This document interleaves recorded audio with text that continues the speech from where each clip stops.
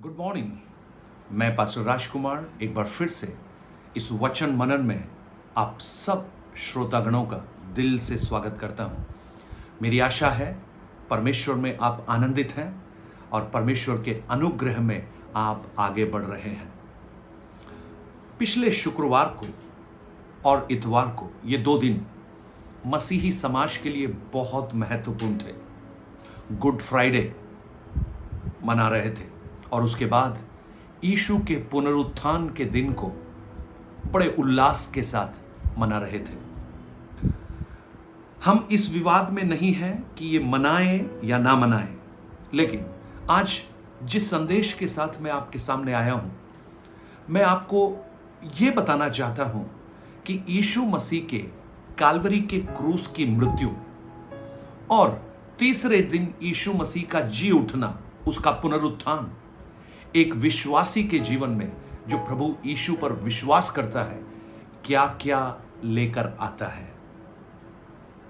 और हमारा विषय यही है कि ये जो पुनरुत्थान और ये जो क्रूस की मृत्यु किसी खास दिन मनाने वाली या घोषित करने वाली एक घटना नहीं है, लेकिन एक विश्वास करने वाले के हृदय में हर दिन वो काल्वरी का क्रूस का चित्रण छपा रहे।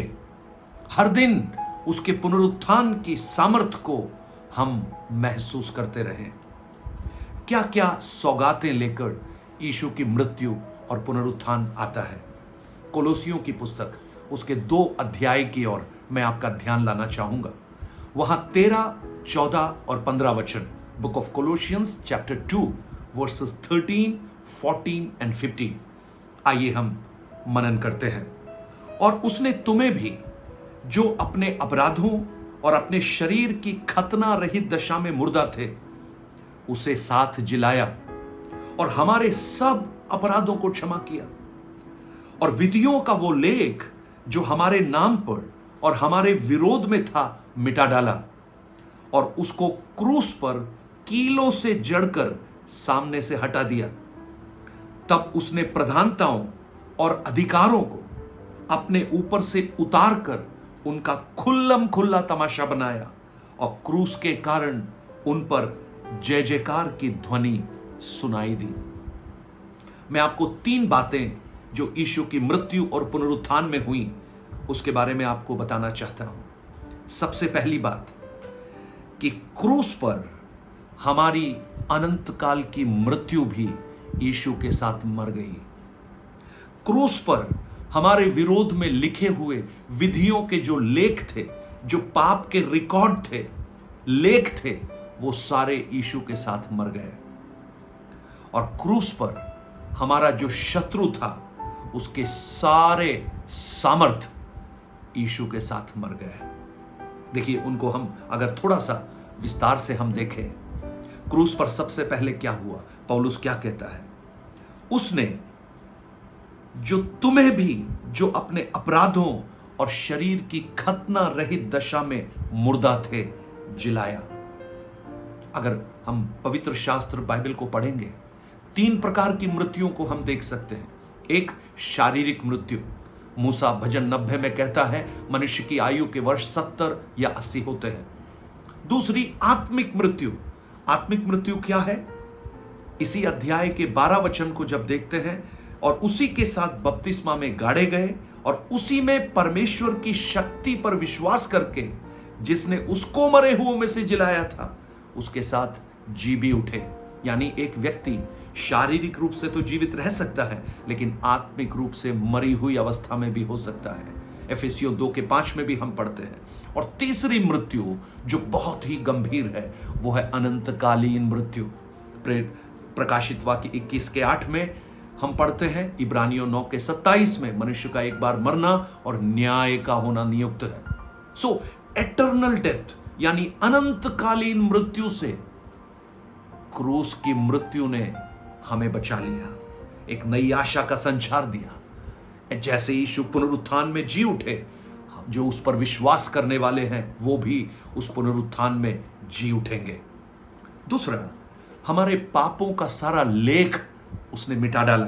14 वचन में विधियों का वो लेख जो हमारे नाम पर हमारे विरोध में था मिटा डाला।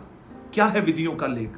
हमारे हर गलत विचार, हमारे हर कार्य, हमारे हर प्रवृत्ति जिनका हिसाब रखा गया है, शैतान उन पापों का लेखा रखता है हमें उस पाप में ढकेलने के लिए, लेकिन यीशु की मृत्यु ने उन सबको ढांप दिया। यह बिल्कुल ऐसा है कि आपने एक बैंक से लोन लिया और चुका नहीं पा रहे, लेकिन आपको किसी ने वो लोन चुकाकर एक एनओसी दिला दी, एक legal document, NOC, no objection certificate. जब आप उस क्रूस पर मरे हुए और पुनरुत्थान पाए हुए यीशु पर विश्वास करते हैं, आपको स्वर्ग से एक नो ऑब्जेक्शन सर्टिफिकेट मिलता है, और वो क्या है? सारे अपराधों से क्षमा। कितना अद्भुत है क्रूस की मृत्यु और पुनरुत्थान। और तीसरी जो महत्वपूर्ण बात, हमारे शत्रु की सारे हथियारों को, उसकी सारी सामर्थ्यों को, उसके अधिकारों को क्रूस पर उसने खुल्लम खुल्ला तमाशा बना दिया। अगर आप इसे समझना है, 2 कुरिन्ती 2 अध्याय उसके 14 वचन को जब आप पढ़ेंगे, वहां पर एक जय के उत्सव को देखते हैं। परंतु परमेश्वर का धन्यवाद हो जो मसीह में सदा हमको जय के उत्सव में लिए चलता है और अपने ज्ञान का सुगंध हमारे द्वारा हर स्थान पर फैलाता है। जब हम इस घटना को पढ़ते हैं रोमी साम्राज्य में, जब एक कैप्टन, एक सेनापति युद्ध करने के लिए जाता है और जब युद्ध में विजयी होता है तो सबसे आगे वो कैप्टन होता है। उसके बाद उन्होंने जो भी चीजों पर कब्जा किया है, वो सामान उनके पीछे पीछे एक प्रदर्शनी के रूप में चलता है, और उसके पीछे जो विरोधी हैं, जो शत्रु हैं, उनके जो नायक हैं, उन्हें बिल्कुल कपड़े उतार कर, जंजीरों से बांधकर घसीटते हुए लेकर आते हैं। जानते हैं इसका अर्थ क्या है? अब इस शत्रु को देखकर जो कभी लोग डरते थे, अरे ये हमें मार डालेगा, ये बड़ा खतरनाक है, इससे भय खाएंगे, लेकिन आज इसकी अवस्था को देखकर जो छोटे छोटे बच्चे हैं वो भी नहीं डरते, क्योंकि वो बेबस है, लाचार है, उसके सारे हथियारों को नेस्तनाबूद कर दिया गया है। हमारा जो आत्मा का सबसे बड़ा शत्रु जो शैतान है, उसे क्रूस पर यीशु मसीह ने धराशायी कर दिया, उसके हथियारों को नेस्तनाबूद कर दिया और उसे बिल्कुल सामर्थ्यहीन बना दिया। अब हमें उससे डरने की कोई आवश्यकता नहीं है। कितना उत्तम है, क्रूस पर उसने हमारी मृत्यु को समाप्त कर दिया, क्रूस पर उसने हमारे अपराधों को समाप्त कर दिया, क्रूस पर और उसके पुनरुत्थान में उसने हमारे शत्रु के हथियारों को हटाकर हमें आजाद कर दिया। प्रियो, ये जो बातें हैं, ये एक दिन सोचने की बातें नहीं, चंद समय उल्लास के साथ मनाने की बातें नहीं, लेकिन हमारे जीवन के हर दिन में, हर घड़ी में उस क्रूस को और उसके पुनरुत्थान को हम महसूस करते रहे। प्रभु इन वचनों से आपको बहुत आयास से आशीष दे। मैं आपको प्रोत्साहित करना चाहता हूं, अगर उस क्रूस की सामर्थ, उस पुनरुत्थान की सामर्थ आपने अपने जीवन में अभी तक हासिल नहीं की है, आप एक छोटी सी प्रार्थना कर सकते हैं। प्रभु यीशु, मैं आपको अपने जीवन में उद्धारकर्ता ग्रहण करता हूं। उस क्रूस की मृत्यु और पुनरुत्थान की सामर्थ को मैं अपने जीवन में स्वीकार करता हूं, करती हूं। जिस घड़ी आप ऐसा करेंगे, ये क्रूस की ये सामर्थ्य, ये आशीषें आपके जीवन में बहना प्रारंभ होंगी। Praise the Lord. God bless you. प्रभु आप सबको बहुत आयास से आशीष दे। अगर आप इस वचनों के द्वारा आशीषित हुए हैं, इसे देखिए, शेयर कीजिए और इसे सब्सक्राइब कीजिए। परमेश्वर आपको बहुत आयास से आशीषित करे।